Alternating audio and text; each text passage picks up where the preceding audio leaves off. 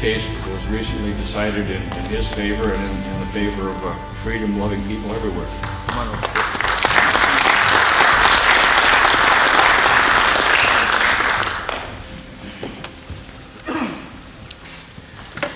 Good morning, everybody. My name's Kip Dunlap, and my wife and I, Marilyn, we had a case of a wetlands case with the city of Nooksack. And as far as we're aware, it's the only complete regulatory taking of a piece of property that was due to the administration of the wetland laws. So Ron, he called me up and asked me if I'd come and speak to you guys and just kind of tell you about what happened in our case.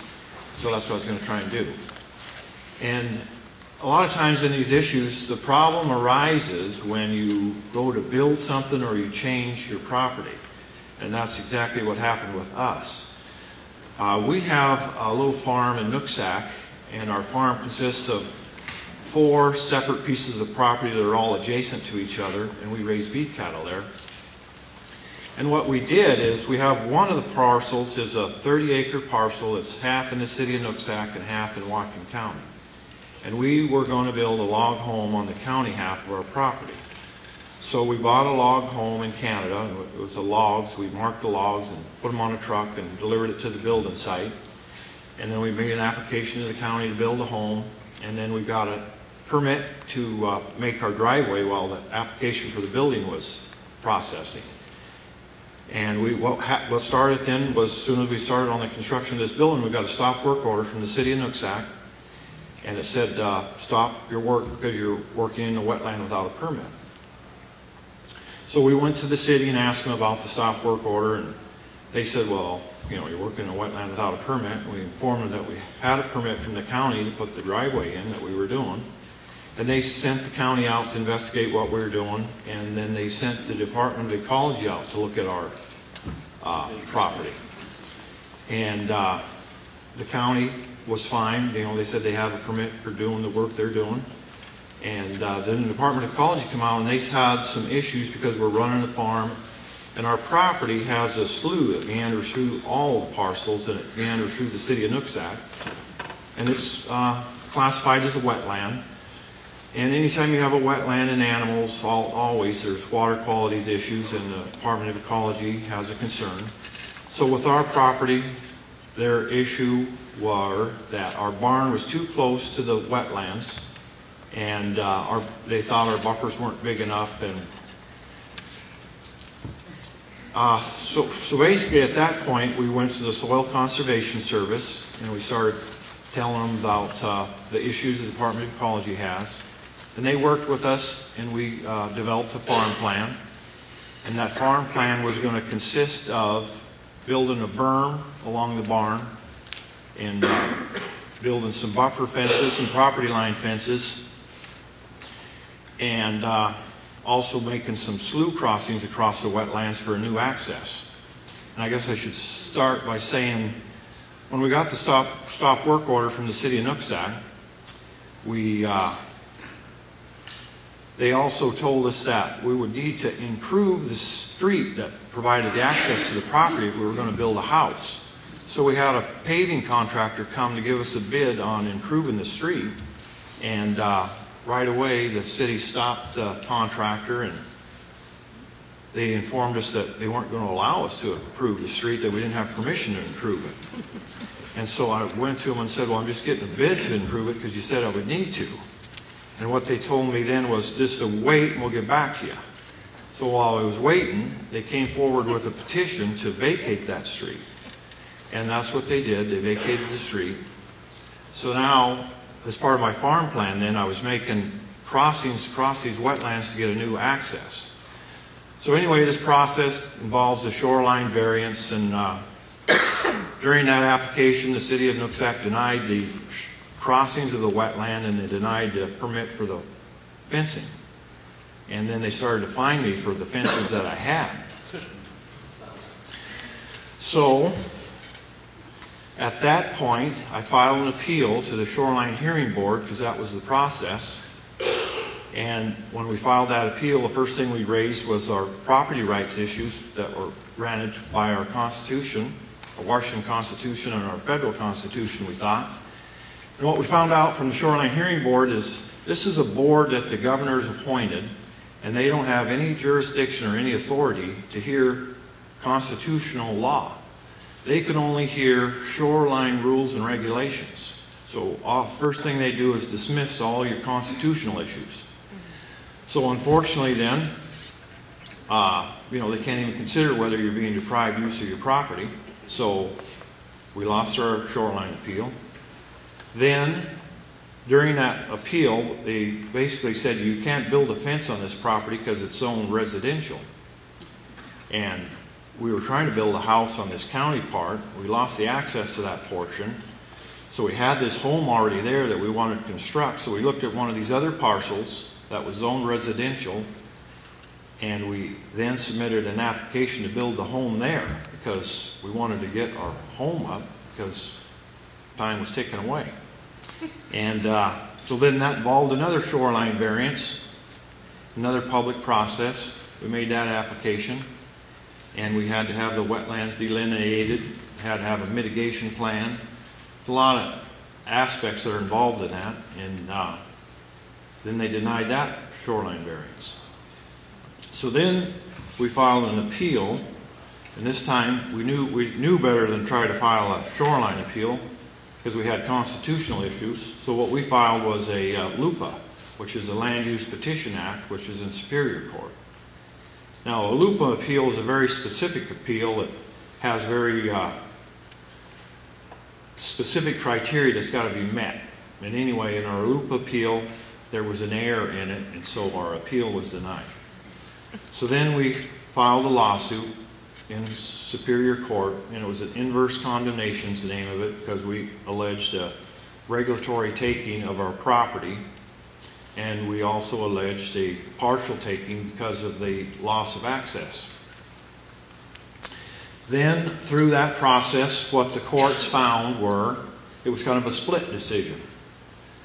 They decided that the vacation of our street wasn't a taking because there was an alternative access which involved an unimproved right-of-way. So we had unimproved right-of-way that we could improve to put in, so they didn't look at that as a taking. But they looked at the little portion of property where we wanted to build our house, and we made the variance, and they ruled in our favor that that was a regulatory taking because we had proved all the aspects that were required. We showed where we were denied access to the property, we were denied a variance to build a fence on the property, and we were also denied a variance to build a home on the property. Now, when they denied the variance on the home, their thought was that they said we didn't do enough to mitigate the circumstances for building the home. In other words, the city of Nooksack felt that we could do more by the construction of the home to protect the wetlands. And one of the issues that came up was, they thought we didn't have a big enough mitigation plan, and they thought that the home could be configured different. And one of their suggestions was to actually make a triangle-shaped house so that the corner would be further away from the wetland. And nevertheless, even through that process then, the next step was appeals. We went through appeal of the court decision because the city didn't they didn't like the outcome of it. And I guess what I'd like to tell you guys and share with you is the litigation process is what you really want to avoid the most you can, because there's no good that can come out of it. It's too expensive. I mean, the price of it is too much. The time is too much. We got our stop work order in 2001. This is 2011, and we're still not, the process isn't over yet. We've been in it 10 years. The emotional toll is way too high, and even if you win, you lose. And I guess that's all I really wanted to say, so I'm going to turn it back over to Roger. Thank you.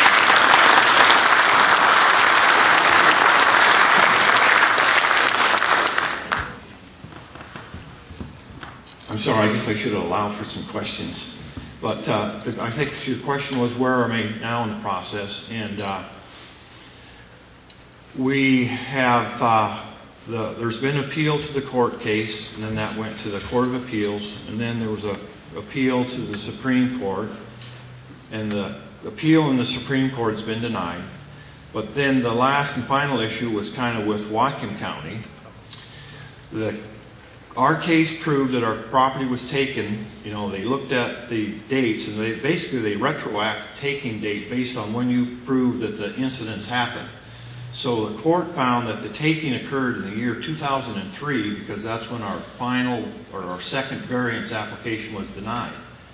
So then our property got, the city of Nooksack took possession of the property, the deed got transferred over.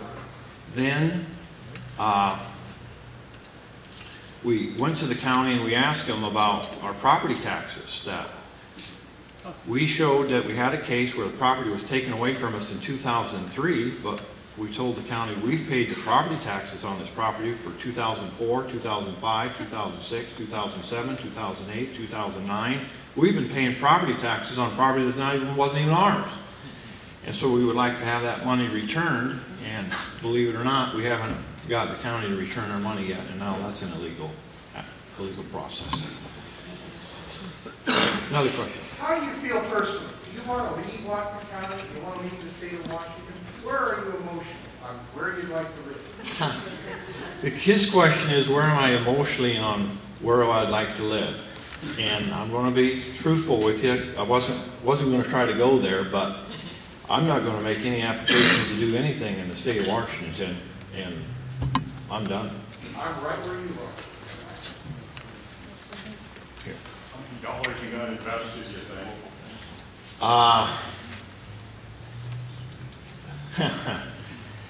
It is expensive.